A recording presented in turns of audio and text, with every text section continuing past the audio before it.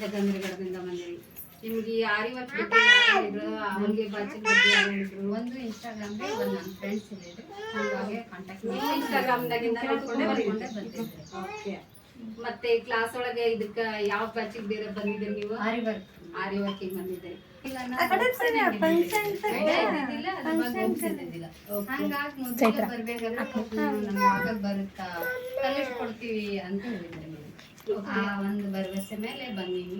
ಇವಾಗ ಹಾಕ್ಬಲ್ಲೆ ಅನ್ನೋ ಕಾನ್ಫಿಡೆನ್ಸ್ ಬಂದೈತಿ, ಬಟ್ ಇನ್ನೂ ಅದಕ್ಕೆ ಹಾಕಿಲ್ಲ. ಮುಂದೆ ಹಾಕ್ತೀವಿ. ಇನ್ನ ಇವಾಗ ನಿಮ್ ಬೇಸಿಕ್ ಸ್ಟಾರ್ಟ್ ಮಾಡಿದೀವಲ್ಲ,